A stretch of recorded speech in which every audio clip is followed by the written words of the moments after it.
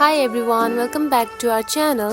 In today's video, I'm going to show you how to add white background on your videos using Clipchamp.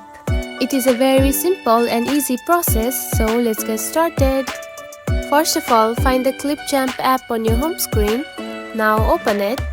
Now tap on to the new video option right here.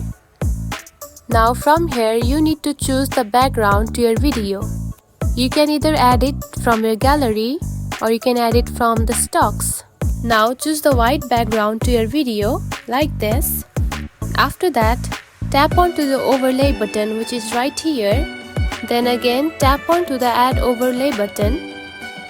After that, choose one video that you want to add to your background. After choosing the video, tap on to next. Now here you can see the white background has been added to your video. Now you can edit the video however you want to edit it. And that's it. This is how you can add white background to your video using Clipchamp. If you found this video helpful, don't forget to like and subscribe for more tips. Thanks for watching.